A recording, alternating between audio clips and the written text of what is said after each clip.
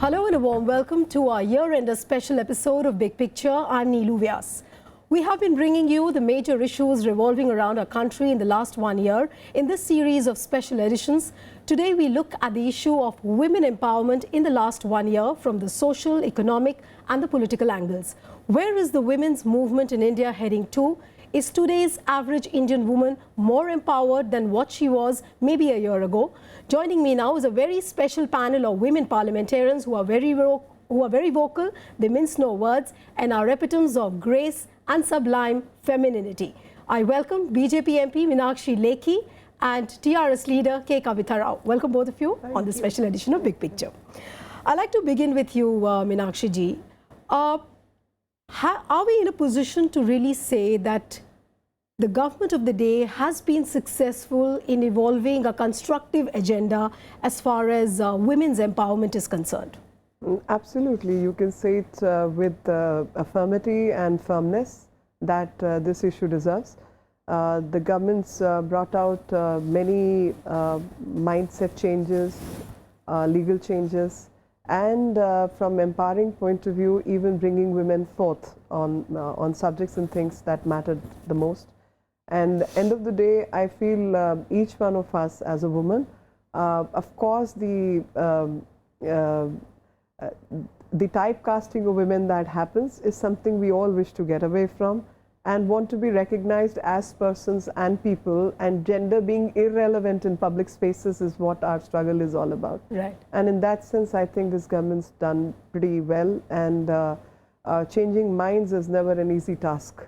But they have successfully done it, and done it in a state like Haryana and Gujarat. The numbers speak for themselves. So I guess we are on the right track. A lot more needs to happen, and we shall proceed in that direction. We are on the right track, but a long way to go. Kavitha, what according to you is the biggest factor on which probably the governments of the day need to work, whether it's a state government or the central government, as far as the mindset is concerned, is what Meenakshi said? As far as the mindset or in general the well-being of the women, I believe everything starts with education. So the more focus on education of women, especially literacy, I think will change everything. The moment women starts asserting herself also, I think mindset kind of begins to change. And what can governments do? Not much, but certainly imbibing as many women ministers into the cabinet and giving them prominent places in decision making roles, etc. I think that is the best thing that the governments can do. But the mindset, the society should work with the government to change it. If we look at what Meenakshi ji has said, the numbers speak for themselves in various states as indicators. But the budget numbers also should speak for women. You know, the government's being for women doesn't only matter unless and until you really support them. Like for example, Beti Bachao, Beti Padhao, etc. These initiatives should be amply supported with the proper budget. Then only I think change can happen on the ground. Can this constraint of the budget part be overcome when, especially recently when Modi ji was speaking about a definition like women-led development and more rights-based approach? Why does budget really become an issue in things like these? When you have a standard budget of 4 lakh crore for the whole country, and you have standard allocations like this much goes to IAS for this, for the pays, this is for the army, and this is for whatever else. It's a standard budget, and every time the magic figure of 4 lakh crore has to be distributed. So what you are taking out from one pocket, you put it in the other, then the third, then the fourth, and that is the clever way of managing budget. So until and unless we economically create more tax avenues and better taxing system, the figure cannot be crossed, and women empowerment also will be a setback for every kind of welfare measure, because end of the day all the welfare measures are in terms of you're putting in money with no visible economic returns. Right. It is welfare. So I wish the welfare fundamentals are collated with the economic development, and that process itself will change the way we look at budgeting. Right. But Kavitha, is it also not a matter of priorities? For example, take your state of Telangana, the way you prioritize women issues and the way you give them some kind of importance.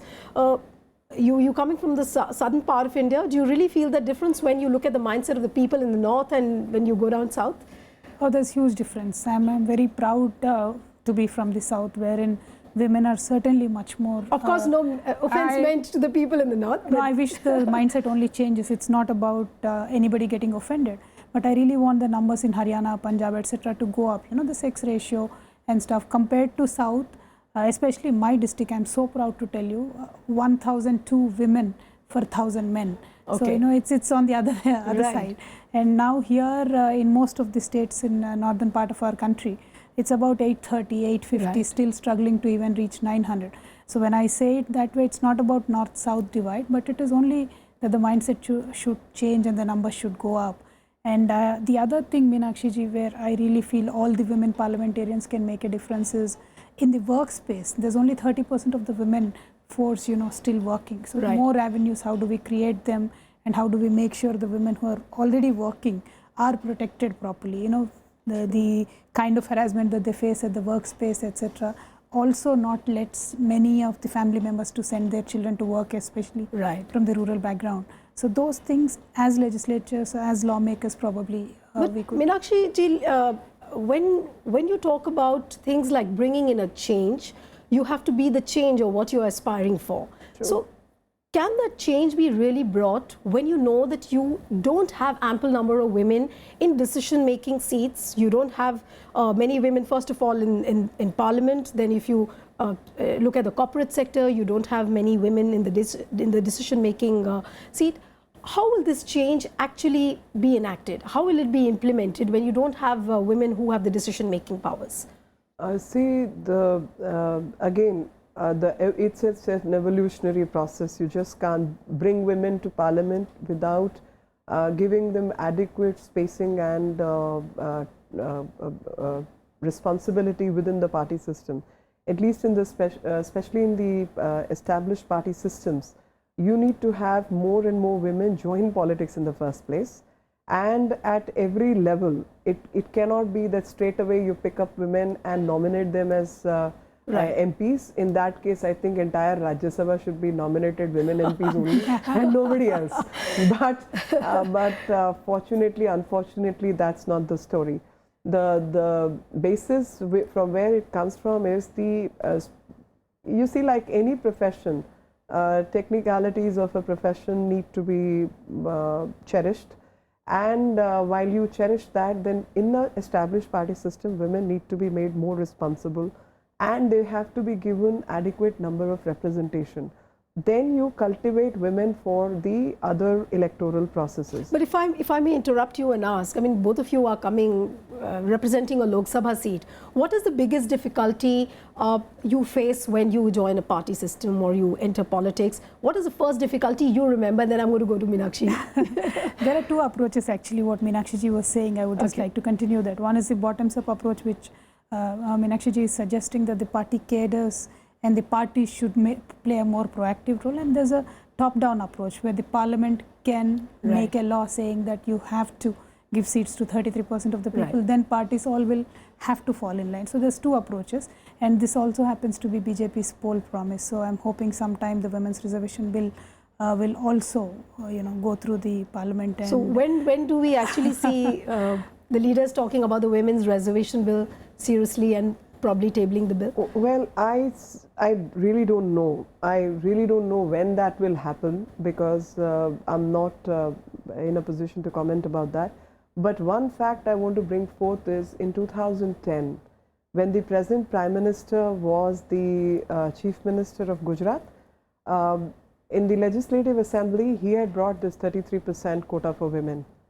And they amended, Gujarat Legislative Assembly amended that law and sent it to the President of India for signatures, which was not ratified by the then President. So I am very clear that the present Prime Minister and the government is sincere in its approach. When it will come, I really don't have any idea, though I have my own reservation, and that I'm speaking as a person, not as a party spokesperson, because that's the post I hold. Within the party, there could be a different opinion, but my personal opinion is, instead of giving 33% seats to women, it should be 33% tickets to women. Okay. Because then women who are competent to and capable of winning elections, like men, it's not gratis that one is looking at opportunities and equal opportunities. If you give 33% tickets, and a party which does not give 33% tickets to women should be de-recognized by the Election Commission. And you really don't need a constitutional amendment for this.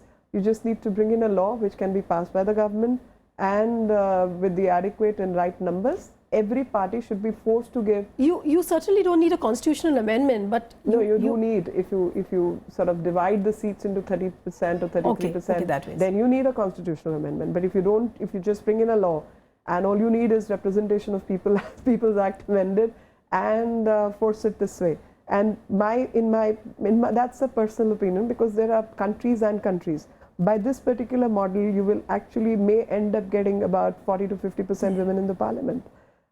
Because Kavitha, you've contested against a man. Yeah. I contested against a man, and we both won. So it's not that I should contest against Kavitha. So either Kavitha has to go or I have to go. It could be that both of us can contest against whoever and let the better one win. We could be contesting against women. We could be contesting against men. So the idea is the opportunity to be given to the women, where they can on their own merit make it to the places they wish to make it. Right. But looking at the kind of opposition which we have seen in the past from parties like RJD, JDU, they have been saying that if you bring in a quota system, then probably, you know, it's the upper layer or the creamy layer which is going to benefit out of it. What's your view on that? That's, you know, as a woman, not as a parliamentarian, looks to me like a tactic to just stall the whole of the bill.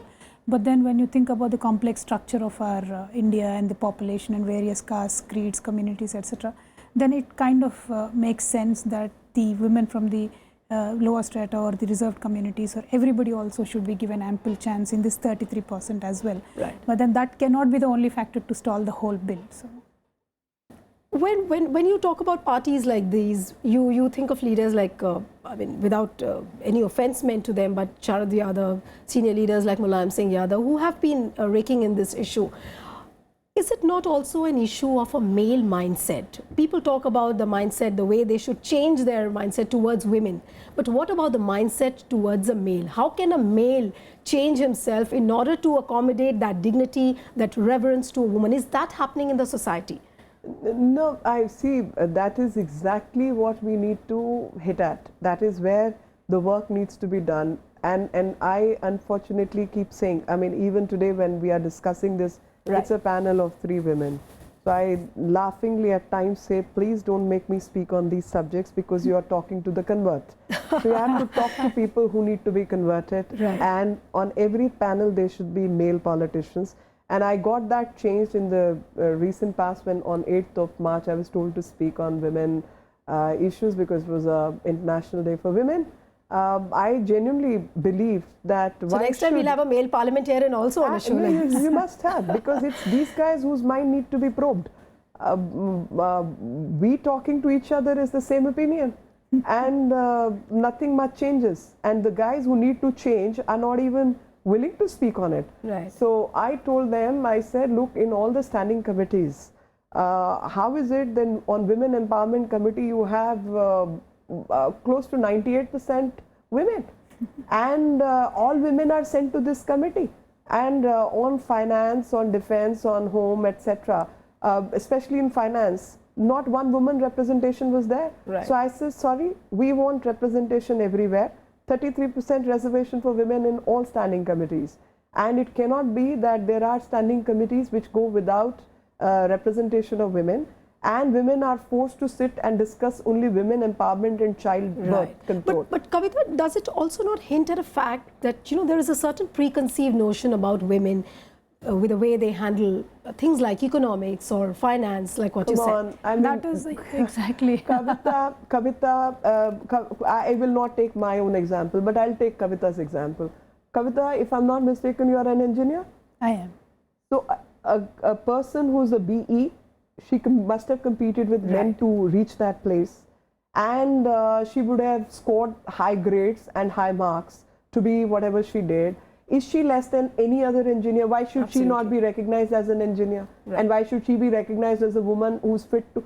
See, we as women will obviously our heart bleeds when it's a women's subject. Right. We all want to do that.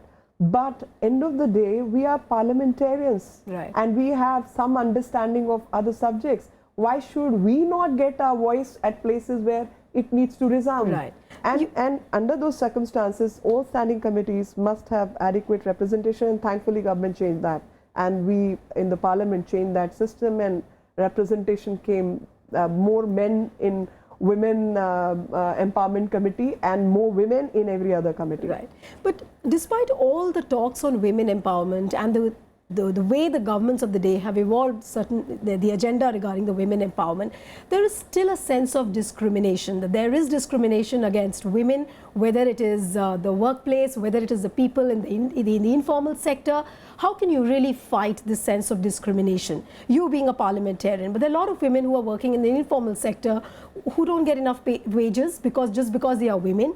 And how can you really fight this sense of discrimination? What would be your thought on that? This again, goes back to the same question. The moment you start typecasting a woman that she Right. cannot do this, she will not be able to do this, she cannot speak on this subject, that is where everything starts. I'm a member of parliament, as Meenakshi ji said. The parties fundamentally should start giving their women MPs to speak on various issues. Right. I speak on budget in my Absolutely. party gives me that opportunity. But other parties where there are many women MPs, they should get an opportunity.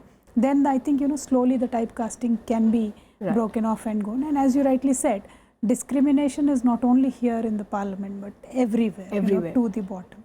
And discrimination often just doesn't stop there. It gets converted into a crime, because when a woman says no, ultimately the reaction is very violent. So Right. it kind of disturbs the whole society.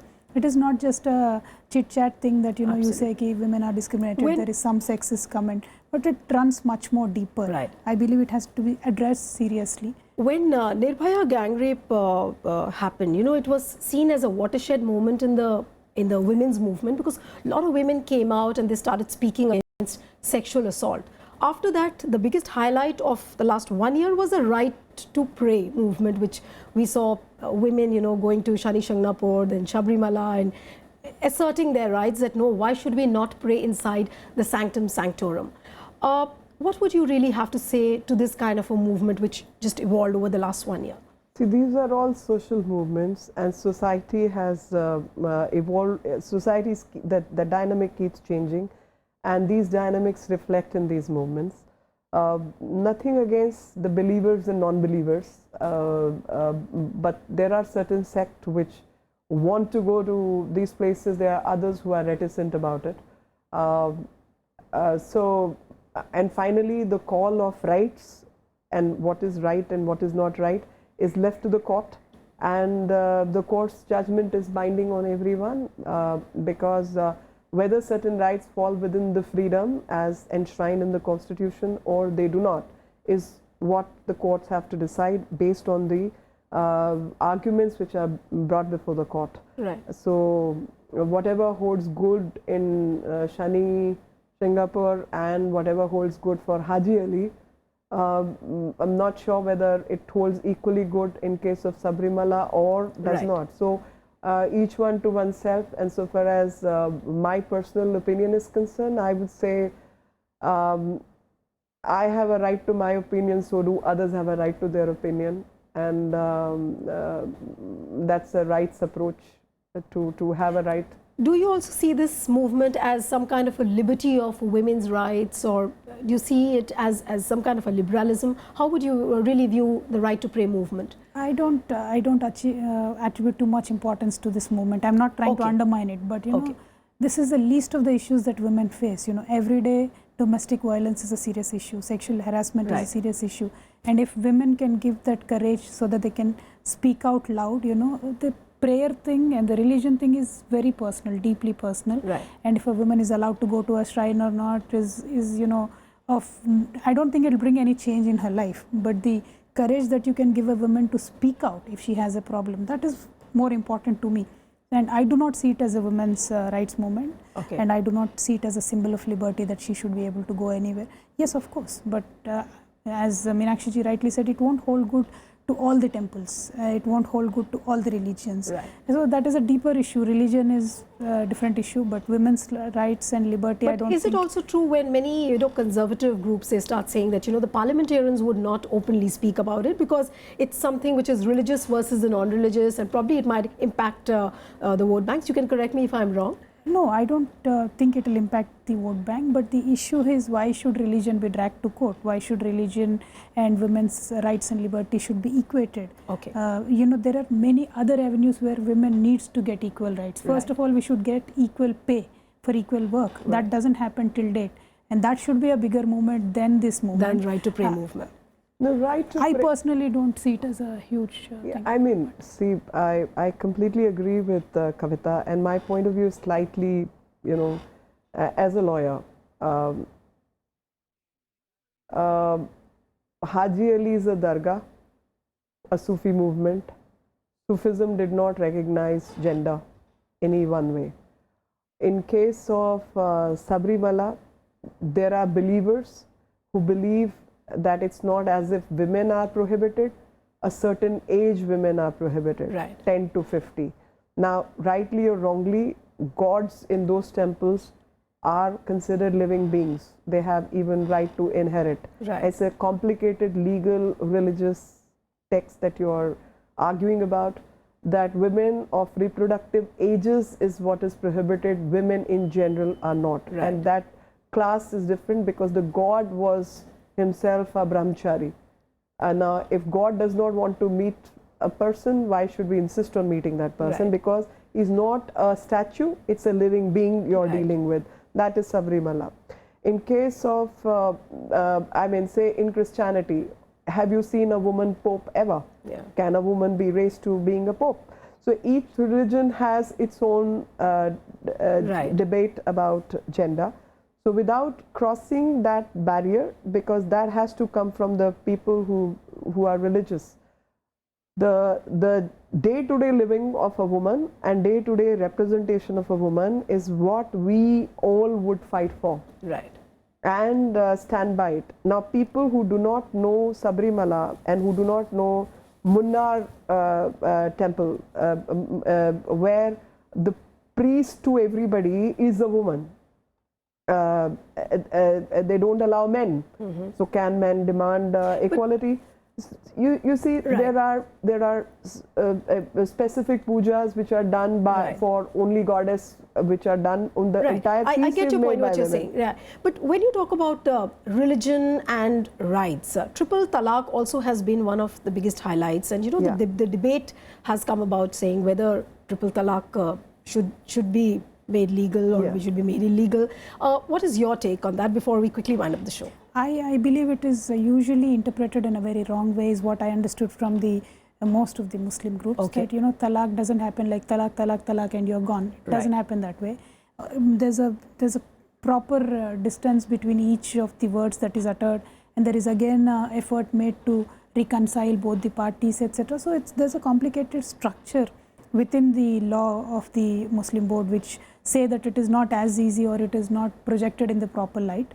So I would again say the same thing, trying to enter into somebody else's religion and trying to disturb them. Of course, here we have to protect the women. There is no doubt But about you that. do see it as a violation of women's rights, women's integrity, as what your party is also says? My party says what the constitution and the law says. Okay. And what repeatedly courts have been saying and emphasizing. Okay. I will take you back to the 80s when Shah Bano happened. Okay. And Quickly, ma'am. I'm very quickly, running out of very time. quickly. So without going too deep into it, but I want to bring the political framework of that particular Right. case. So before that also, this was considered unethical, illegal. And post that also repeatedly courts have said the same. Okay. Women from the community have gone to the court and they have sought justice. And according to the women, it is not in terms of their religion. Okay. And there's something called hadith, and there's some which is supposed to be, they are trying to make that binding, which it is not. Quran is binding.